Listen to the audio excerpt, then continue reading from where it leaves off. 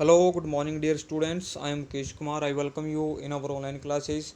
So, dear students, in today's lecture, we will discuss lesson number fifth, the alien planet, the green movements role.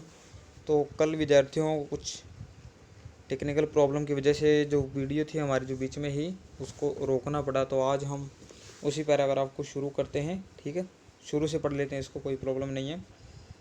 Article 48A, ठीक है, article जो 48A है of the constitution of India provides that, Bharat का जो संविधान है उसमें जो अनुच्छेद 48A है वो हमें प्रोवाइड करवाता, हमें मुहैया करवाता है क्या चीज़, the state shall endeavour to protect and improve the environment and to safeguard the forest and wildlife of the country. कि जो स्टेट हैं, जो राज्य हैं, जो राज्य सरकारें हैं वो एंडेवर प्रयत्न करेंगी ये प्रोटेक्ट और इम्प्रूव करे एनवायरनमेंट को और सेफ गार्ड और सुरक्षा दे किसको, जंगलों को, और वाइल्ड लाइफ जो है भारत की या देश की उसको सेफ गार्ड करे और उसको इम्प्रूव भी करे, एनवायरनमेंट को इम्प्रूव करे और जंगल और जो वाइल्ड लाइफ है उसको सुरक्षा मुहैया करवाए। But what causes endless anguish is the fact that laws are never respected nor enforced in India। लेकिन what causes क्या कारण है एंडलेस एंग्विश, एंडलेस मतलब जो कभी ना ख़त्म होने वाली, और एंग्विश मीन्स वेदना, जो मानसिक जो वेदना है या मानसिक जो कष्ट है जो कभी ना ख़त्म होने वाला, उसका एक कारण है, उसका एक फैक्ट है क्या, कि जो कानून है उनके ना ही तो कभी उनको सम्मानित किया जाता, ना ही तो उसका सम्मान किया जाता कानून का, और ना ही लागू किया जाता भारत के अंदर, मतलब स्ट्रिक्टली उसको लागू नहीं किया जाता भारत के अंदर। फॉर इंस्टेंस, उदाहरण के लिए, the constitution says that casteism, untouchability and bonded labour shall be abolished. कि कॉन्स्टिट्यूशन कहता है कि जातिवाद और छुआछूत और बंधुआ मजदूरी है उसको ख़त्म करना है बिल्कुल। But they flourish shamelessly even after 44 years of the operation of the constitution. लेकिन ये सब फ्लोरिश मतलब फल फूल रहे हैं शेमलेसली, लज्जाजनक ढंग से, इवन आफ्टर, यहाँ तक कि 44 साल बाद भी कॉन्स्टिट्यूशन लागू है लेकिन उसके 44 साल बाद भी ये सब फल फूल रहे हैं। A recent report of our parliament's estimates committee has highlighted the near catastrophic depletion of India's forest over the last 4 decades। एक अभी मतलब एक रिसेंट मतलब अभी कुछ ही समय पहले एक रिपोर्ट आई थी हमारी जो पार्लियामेंट है, संसद की एस्टिमेट कमेटी है उसके द्वारा, उसमें ये दर्शाया गया कि the near catastrophic depression, catastrophe का मतलब क्या होता है, कैटास्ट्रोफी होता है विनाशकारी और डिप्रेशन मतलब कमी, कि जो विनाशकारी जो कमी आई है किसमें, भारत के जो जंगल है उसके अंदर पिछले 4 दशकों में, मतलब पिछले 40 सालों में जो विनाशकारी जो मतलब जंगलों में हमारी जो कमी आई है वो बहुत ही विनाशकारी है। India according to reliable data, भारत एक विश्वसनीय डेटा के अकॉर्डिंग, आंकड़ों के अनुसार, its losing its forest at the rate of 3.7 million acres a year. जो भारत है वो विश्वसनीय मतलब आंकड़ों के अनुसार अपने जंगल उसको खो रहा है किस रेट पे, 3.7 मिलियन एकड़्स ए ईयर, एक साल में 3.7 मिलियन जो एकड़ एरिया है किसका, फॉरेस्ट का, वो हम खोते जा रहे हैं। लार्ज एकर्स बहुत ज़्यादा area, officially designated as forest land, बहुत ज़्यादा विशाल एरिया, डेजिग्नेटेड मतलब क्या है, मनोनीत करना, ठीक है, दिखाना, तो उसको दिखाया गया है किसके रूप में, जंगल के रूप में दिखाया गया है, आर ऑलरेडी वर्चुअली ट्रीलेस, और जो कि लगभग वर्चुअली मीन्स लगभग ट्रीलेस है, वहाँ पर एक भी पेड़ आपको देखने को नहीं मिलेगा। ठीक है, होगा तो कोई इक्का दुक्का सा होगा। तो वो जो एरिया दिखाया गया था जो जंगलों के भूमि के रूप में दिखाया गया था वो अब खाली हो चुका है। The actual loss of forest is estimated to be about 8 times the rate indicated by government statics.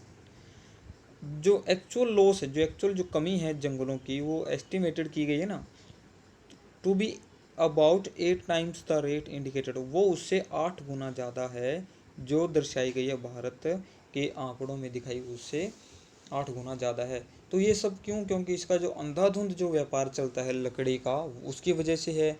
कानून सख्त नहीं है, जिस वजह से कोई भी मतलब आज का अगर टाइम देखते हैं तो कुछ ना कुछ भारत या हर एक जो कंट्री है वो जंगलों के प्रति सचेत है, जागरूक है उनको बचाने के प्रति। लेकिन इससे पहले नहीं था, अंधाधुंध कटाई थी, कोई भी जी चाहे वही कटाई कर रहा है। तो जंगलों का जो एरिया था वो बहुत ज़्यादा लार्ज पैमाने पे उसको फिनिश कर दिया गया था।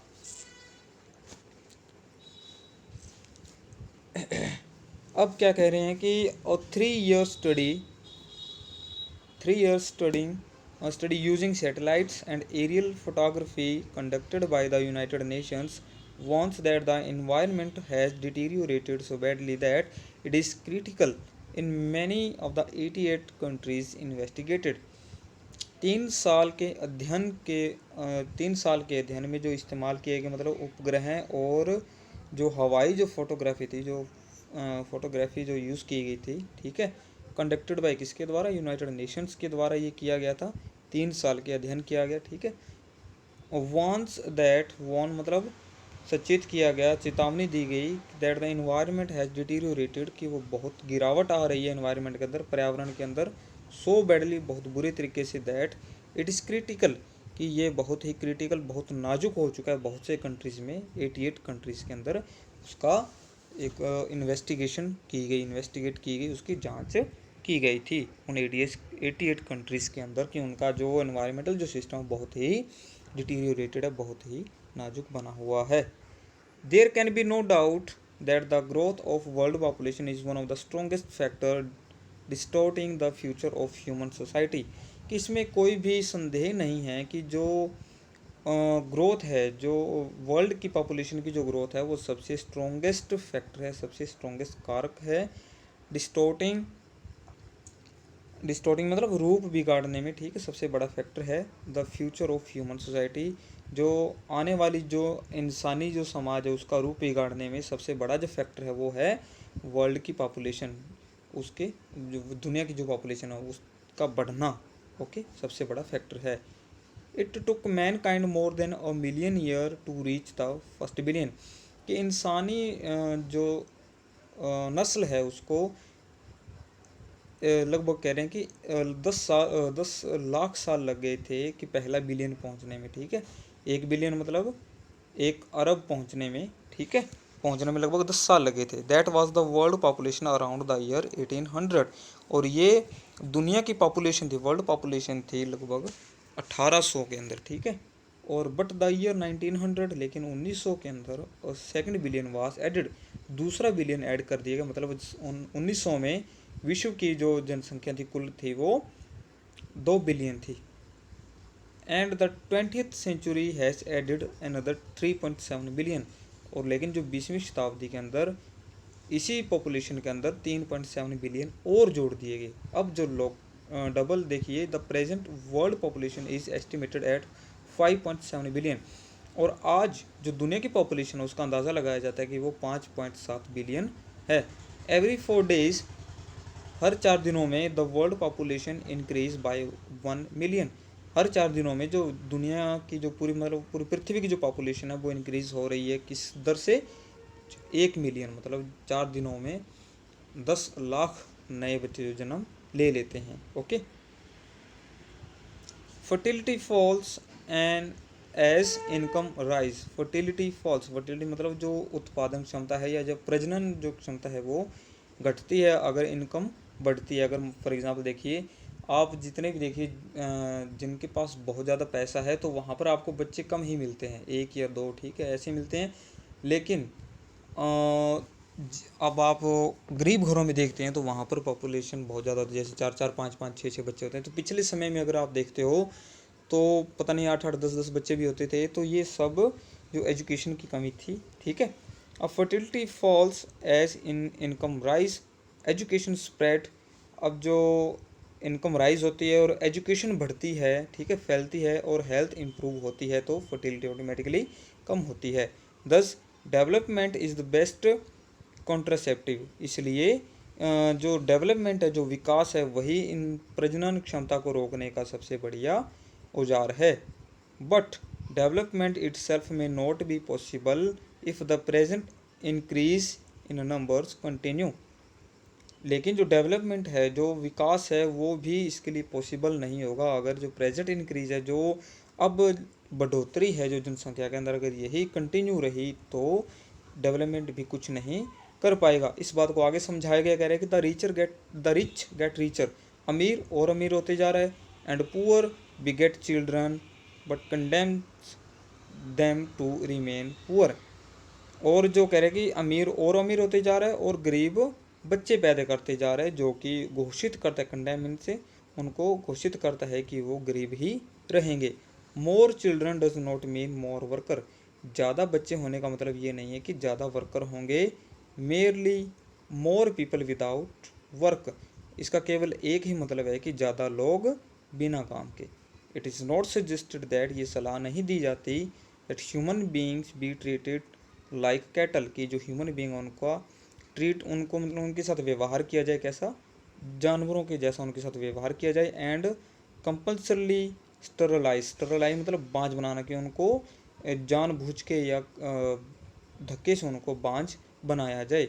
ठीक है, तो ये कह रहे हैं जैसे पशुओं को तो हम मान के चलिए नसबंदी वगैरह ज़्यादा धक्के से कर देते हैं, लेकिन यहाँ पर इंसानों के साथ ऐसा व्यवहार नहीं करना हम चाहते। But there is no alternative, लेकिन कोई भी विकल्प नहीं है। अल्टरनेटिव मतलब विकल्प नहीं है to volunteer family planning without introducing an element of question. लेकिन कह रहे हैं कि यहाँ पर हमारे पास कोई भी विकल्प नहीं है कि जो फैमिली प्लानिंग करे। वॉलंटियरी मतलब क्या होता है, स्वेच्छा, मतलब अपनी इच्छा से अगर फैमिली प्लानिंग नहीं करेंगे तो हमें जो है क्वेश्चन क्या होता है, जोर देना, इसके ऊपर जोर देना पड़ेगा कि फैमिली प्लानिंग ही हमें करनी पड़ेगी, नहीं तो बहुत बुरा हाल आगे होने वाला है। The choice is really between control of population and perpetuation of poverty. जो चॉइस है वो इन्हीं के बीच में है कि जनता जो कंट्रोल ऑफ पॉपुलेशन, ओके, जो पॉपुलेशन है उसके अंदर कंट्रोल, और इसी के अंदर कह रहे control is given population and perpetuation of poverty, perpetuation of स्थिरता बनी रहेगी। कि हमारे पास जो चॉइस है वो यही है कि हम जनता को कंट्रोल करें या हमारी जो पॉपुलेशन है कंट्रोल करें, या गरीबी में ही जो स्थिरता रहेगी, जो क्योंकि ज़्यादा बच्चे होंगे तो फॉर एग्ज़ाम्पल खाने के लिए, फॉर एग्ज़ाम्पल हमारे घर में 4 रोटियां हैं तो 4 होंगे तो एक एक आ जाएगी, लेकिन उसी की जगह 8 होंगे तो आधी आधी मिलेंगी, तो गरीबी बनी रहेगी ना। वो तो कह रहे हैं कि या तो हम गरीबी में बने रहें या अपनी जो जनता या जो पॉपुलेशन है या फैमिली प्लानिंग है उसके ऊपर जोर दें। तो प्यारे विद्यार्थियों, आज के लिए इतना ही, तो बाकी का हम कल शुरू करते हैं, आगे हम कल पढ़ेंगे। Okay, thank you, have a nice day.